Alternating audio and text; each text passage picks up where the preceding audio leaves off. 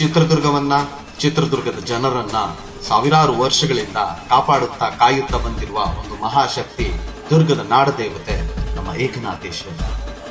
ಕೈಲಾಸದಿಂದ ಪಾರ್ವತಿ ದೇವಿ ತರಗಿಳಿದು ಬಂದು ದುರ್ಗದ ಸೌಂದರ್ಯಕ್ಕೆ ಮನಸ್ಸೋತು ತಾನು ಇಲ್ಲಿಯೇ ನೆಲೆಸ್ತೇನೆ ಅಂತ ಒಂದು ಕಲ್ಲಿನೊಳಗೆ ನೆಲೆಸ್ಬಿಡ್ತಾಳೆ. ಸತಿ ಇದ್ದಲ್ಲಿ ಪತಿ ಎಂಬಂತೆ ಶಿವನು ಕೂಡ ಸಂಪಿಗೆ ಸಿದ್ದೇಶ್ವರನ ರೂಪದಲ್ಲಿ ಇಲ್ಲಿಯೇ ನೆಲೆಸ್ಬಿಡ್ತಾನೆ. 1579ರಲ್ಲಿ ದುರ್ಗವನ್ನು ಆಳುತ್ತಿದ್ದ ಪ್ರಥಮ ಪಾಳೆಗಾರ ಮತ್ತಿ ತಿಮ್ಮಣ್ಣ ನಾಯಕ ದುರ್ಗದ ಸಾಮ್ರಾಜ್ಯ ವಿಸ್ತರಣೆ ಮಾಡಕ್ ಶುರು ಮಾಡ್ತಾನೆ. ಅದರಂತೆನೆ ಕೋಟೆಗಳನ್ನು ಕೂಡ ವಿಸ್ತರಣೆ ಮಾಡಕ್ ಶುರು ಮಾಡ್ತಾನೆ. ಕೋಟೆಗಳನ್ನು ವಿಸ್ತರಣೆ ಮಾಡಕ್ ಶುರು ಮಾಡಿದಾಗ ಹಗಲಿನಲ್ಲಿ ಕಟ್ಟಿದ ಕೋಟೆಯ ಗೋಡೆಗಳು ಮರುದಿನ ಬೆಳಗಾಗೋದ್ರಲ್ಲಿ ಬಿದ್ದು ಹೋಗಿರುತ್ತೆ.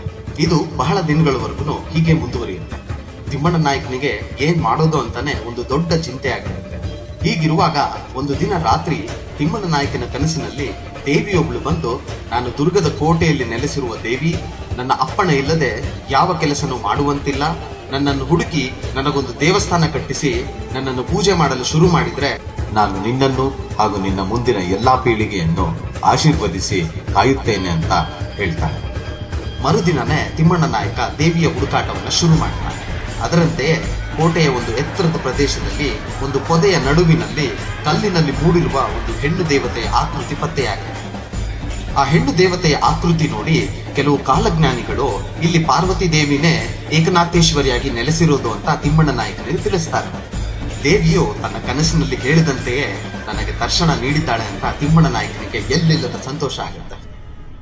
ಏಕನಾಥೇಶ್ವರಿ ದೇವಿಯ ಆಜ್ಞೆಯಂತೆ ತಿಮ್ಮಣ್ಣ ನಾಯಕ ದೇವಿಗೆ ಒಂದು ದೇವಸ್ಥಾನ ಕಟ್ಟಿಸಿ ಪೂಜೆ ಪುನಸ್ಕಾರಗಳನ್ನ ಆರಂಭ ಮಾಡ್ತಾರೆ.